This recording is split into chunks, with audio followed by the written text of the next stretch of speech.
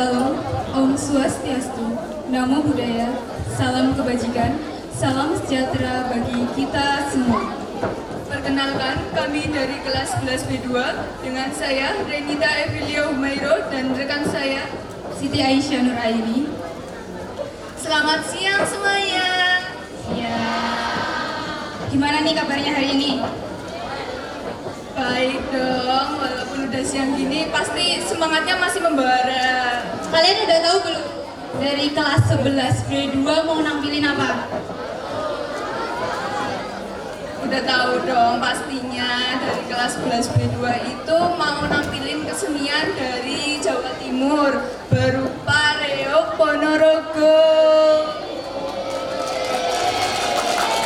Nah, buat pengertiannya sendiri, Reog Ponorogo merupakan salah satu tradisi masyarakat Ponorogo yang masih hidup dan bertujuan mempererat tali silaturahmi antara masyarakat Ponorogo. Kalau buat pementasannya sendiri itu dimulai dari tahun berapa sih? Untuk pementasan Reog Ponorogo itu dimulai sejak tahun 1920 hingga saat ini.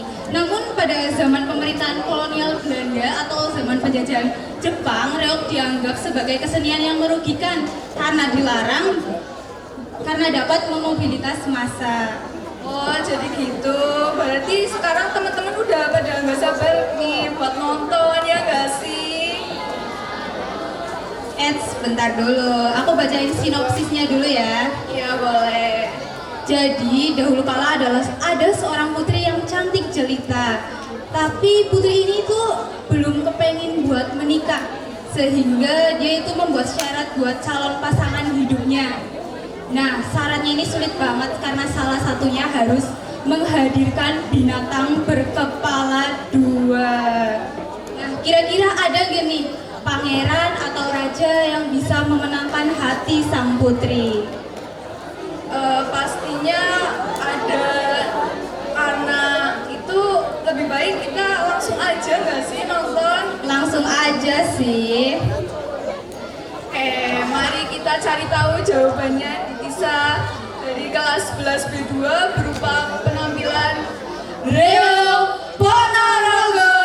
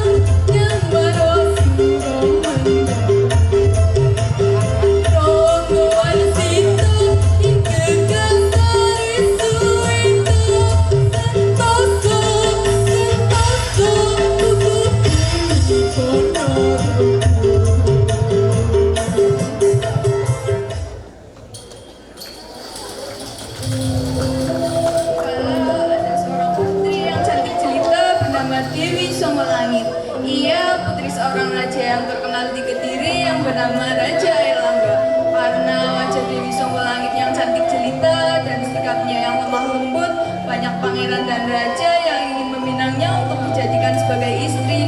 Namun sayang, nampaknya ia belum berkeinginan untuk menikah, sehingga membuat pusing Baginda Raja. Padahal Baginda sudah sangat mendambakan hadirnya seorang cucu.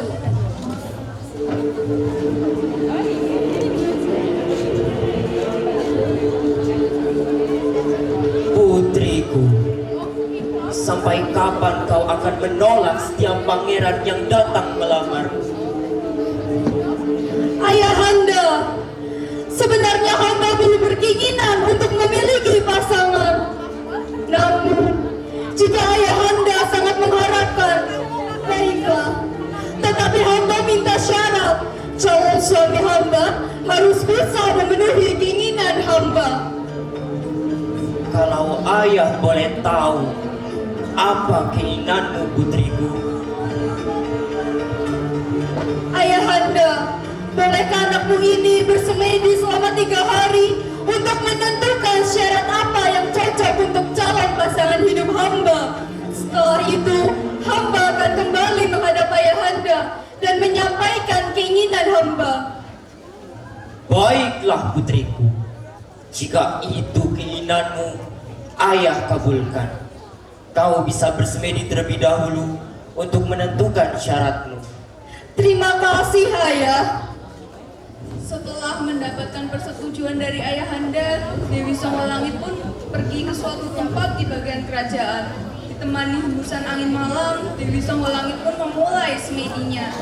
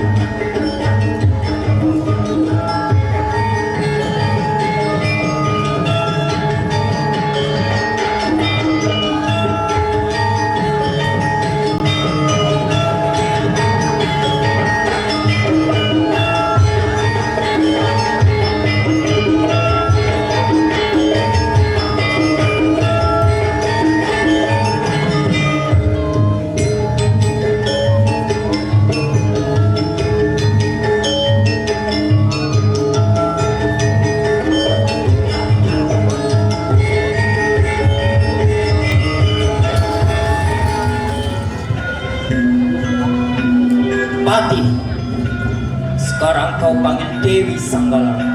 Baik, Baginda.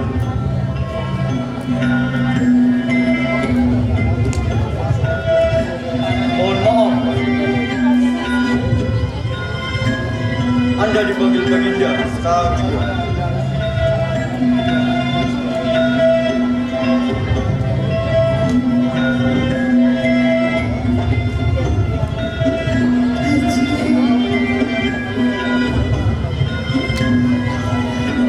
Ayahanda, hamba sudah menyelesaikan semedi yang hamba lakukan. Kini, hamba sudah menentukan syarat yang cocok untuk calon pasangan hidup hamba. Benarkah? Coba ajukan syaratmu itu, putriku. Ayahanda, hamba ingin calon pasangan hidup hamba nantinya harus bisa menghadirkan sebuah pertunjukan yang menarik, pertunjukan yang belum ada sebelumnya, seperti halnya tarian yang diiringi tabuhan gamelan serta diiringi barisan kuda, yang dimana semua itu akan digunakan sebagai iringan pengantin. Dan yang terakhir, ia juga harus menghadirkan hewan berkepala juang. Apa? Apakah ini tidak menyulitkan calon pasanganmu nanti? Tidak, ayah. Syarat ini adalah petunjuk setelah hamba bersemedi. Baiklah putriku, jika memang itu persyaratanmu, ayah tidak bisa melarangmu. Semoga kelak pasanganmu bisa menuntunmu. Iya, ayahanda. Pati, segera kau utus prajurit untuk mengumumkan sayembara. Baik, Baginda.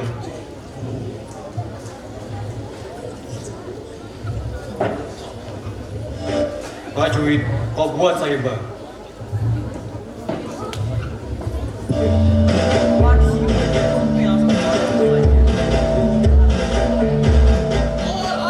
Perhatian, Buru-buru bareng. akan diadakan sayembara menjadi pasangan putri. Bahwasanya siapa yang berhasil memenuhi semua syarat yang diajukan oleh Tuan Putri, antara lain menghadirkan sebuah pertunjukan yang diiringi dengan gamelan serta diiringi barisan berkuda dan harus menghadirkan hewan berupa dua, maka orang tersebut berhak dan boleh menjadi pasangan Tuan Putri.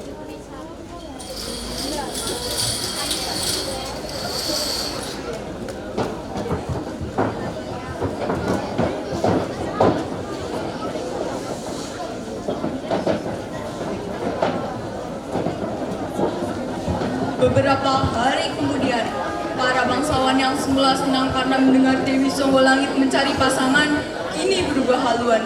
Banyak para bangsawan yang mundur karena syarat dari Dewi Songgolangit yang menyusahkan. Hingga akhirnya tersisa dua raja. Yaitu Raja Singobarong dan Raja Kelono Sewandono.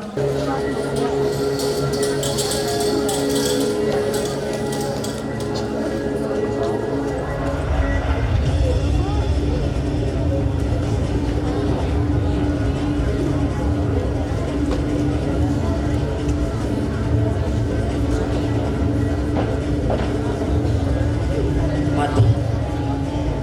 Maaf Baginda, hamba ingin menyampaikan sesuatu berkaitan dengan Sahiba Sang Putri. Berita apa yang ingin kamu sampaikan?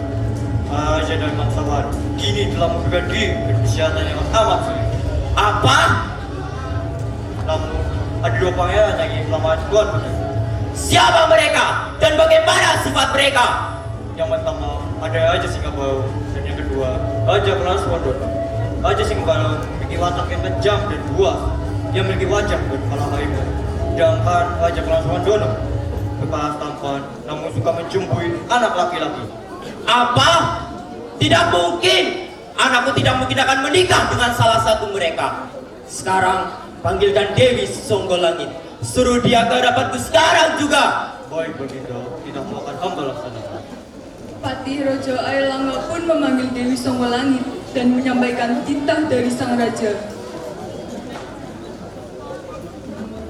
Mohon maaf Tuan Putri, ada dipanggil Baginda sekarang. Dewi Songgolangit pun menemui ayahnya.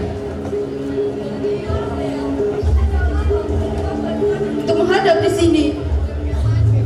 Putriku, apakah engkau tidak mau merubah syarat untuk calon pasanganmu?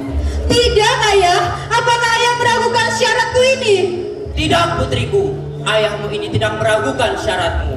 Tetapi ayah telah mendengar beberapa bangsawan yang ingin menjadi pasanganmu seperti tidak cocok untukmu, putriku. Maaf, Ayah. Hamba tidak akan merubah syarat hamba. Jika hamba merubah syarat tersebut, maka hamba bukan seorang bangsawan. Seorang bangsawan tetap pada pendiriannya, Ayah. Tetapi pangeran ini tidak baik untukmu, putriku. Terima kasih, Ayah, atas perhatianmu. Tetapi hamba tetap pada pendirian hamba. Baiklah, putriku. Jika itu pilihan terakhirmu, semoga kelak engkau mempunyai pasangan yang cocok dengan.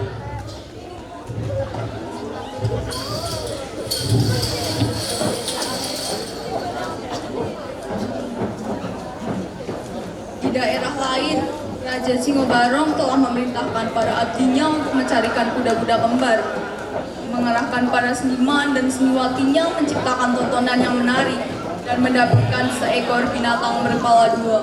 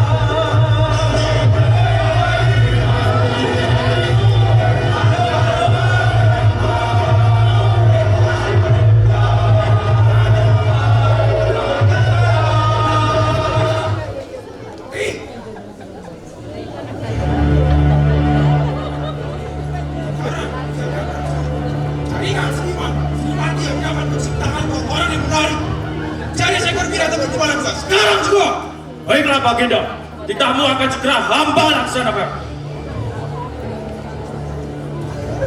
Namun ternyata pekerjaan itu tidaklah mudah. Meski kuda kembar sudah dapat dikumpulkan, namun tontonan dengan kreasi baru belum tercipta. Demikian pula binatang berkepala dua yang belum bisa didapatkannya.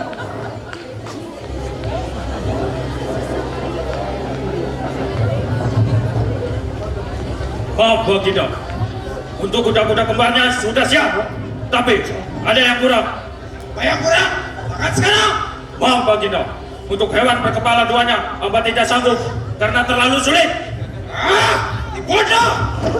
Saya tidak mau tahu bagaimana cara kamu dan prajurit mendapatkan hewan itu. Saya tidak mau melewat jamu. Jika kau boleh mendapatkan hewan itu sekarang. Baiklah Baginda.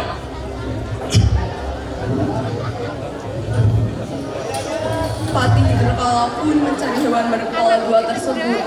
Hingga akhirnya Patih Derkala mempunyai cara untuk memata-matai Raja Kelono Swandono.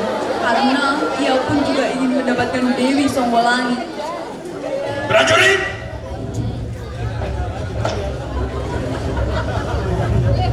Untuk kali ini kita harus pergi ke kerajaan Bandarangin. Di sana kita akan menyamar sebagai pedagang untuk mencuri ide dari rencana mereka.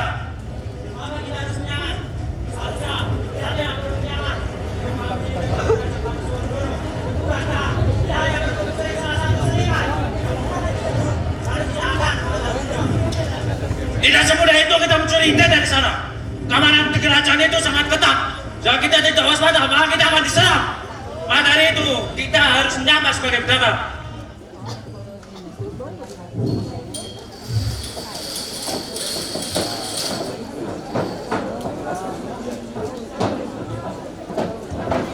Beberapa hari kemudian, setelah prajurit utusan melakukan penyamaran, tibalah Patih Inderkolo untuk menemui Raja Singobarong.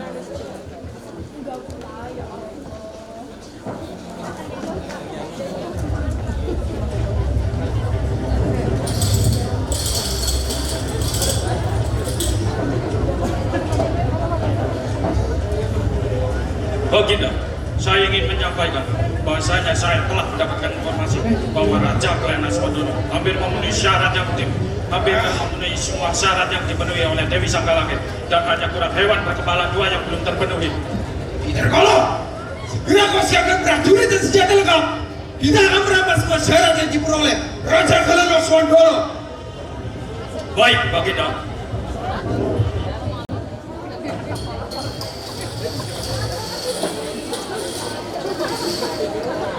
Sementara itu, di lain pihak, Raja Kelono Swandono sedang berusaha keras untuk mengumpulkan syarat dari Dewi Songgolangit.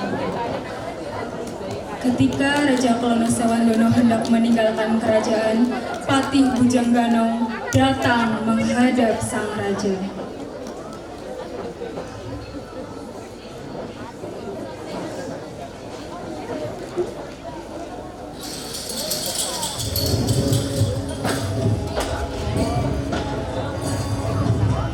Baginda, hamba ingin menyampaikan bahwasannya ada mata-mata dari kerajaan Lodaya yang sedang mengintai. Sekarang kau dan anak buahmu menyamar sebagai rakyat biasa.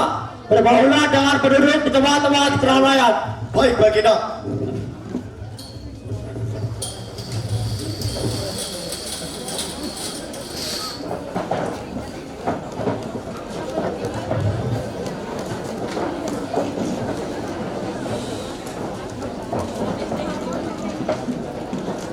Setelah berbaur sebagai penduduk, Patih Bujangganong pun menjumpai mata-mata yang sedari kemarin menyamar sebagai pedagang.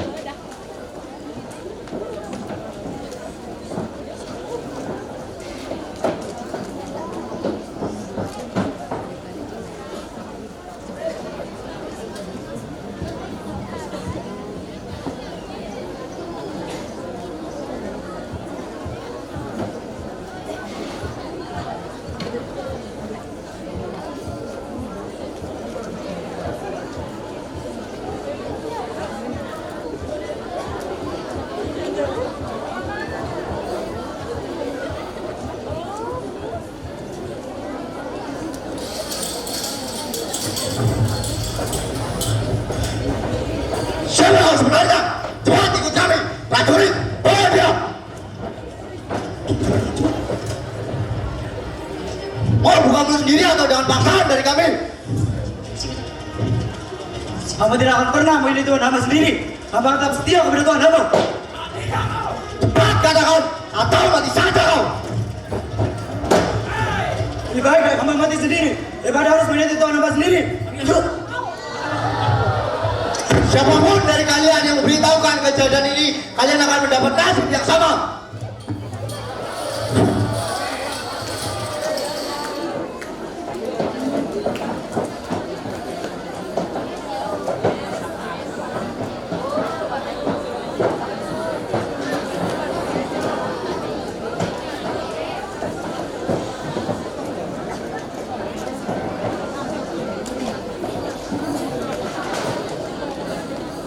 Sementara itu, di bagian Taman Sari, Raja Singobarong sedang mencari burung merak untuk membersihkan kutunya. Setelah burung merak tersebut berada di kepalanya, rasa nyaman membuatnya tertidur dan tidak sadar sedang diawasi oleh Raja Kelono Sewandono. Saat melihat burung merak di atas kepala Raja Singobarong, Raja Kelono Sewandono bagaikan melihat hewan berkepala dua seperti syarat yang ditentukan Dewi Sanggalangit. Mendengar adanya suara keributan, Raja Singobarong terbangun dan melihat Raja Kelono Sewandono sudah berada di depannya, yang pada akhirnya mereka saling beradu kesaktian. Berani-beraninya kau membuat keributan di wilayah kuasaanku.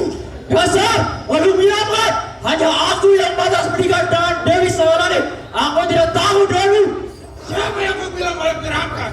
Aku yang akan menikah dengan Dewi Sanggalangit. Lawanlah aku dan menjadikan penari di pesta pernikahanku.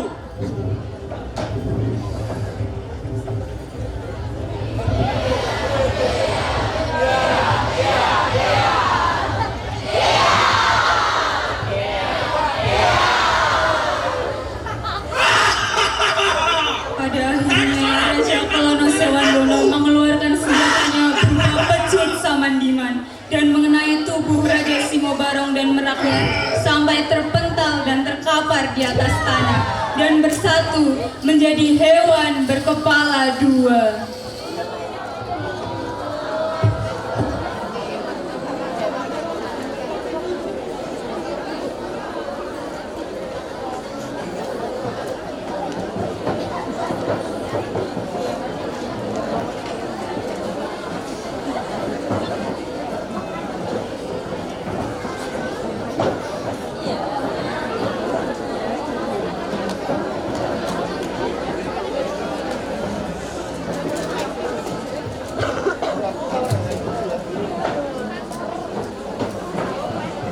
Pada akhirnya, Raja Kelono Sewandono dan Dewi Sanggalangit menikah dan hidup bahagia. Sementara Singobarong terkalahkan oleh Raja Kelono Sewandono, hingga Singobarong menjadi penari di pesta pernikahan mereka.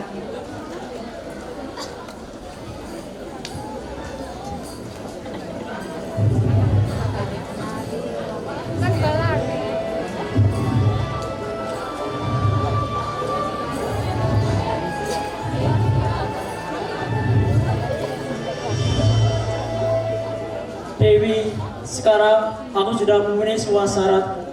Sekarang izinkanlah aku untuk menjadi pasangan hidupmu dan bahagia denganmu. Pangeran, kau telah memenuhi semua syaratku, maka sudah sepantasnya aku menikah denganmu. Aku akan selalu mencintaimu dengan setulus hatiku.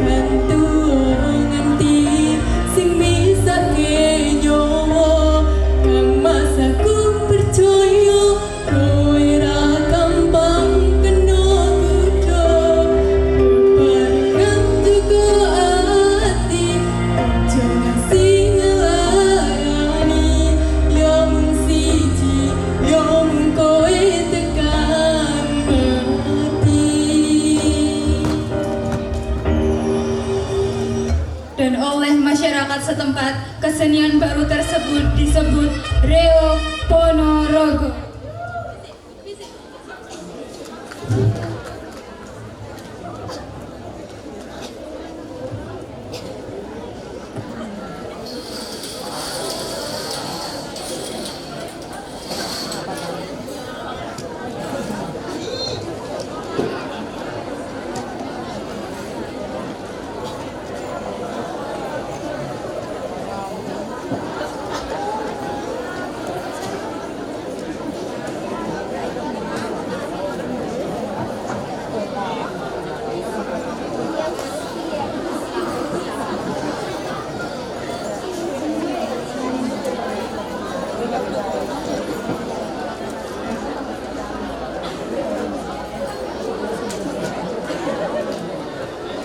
Sekali lagi, dan oleh masyarakat setempat, kesenian baru tersebut disebut Reo Pono.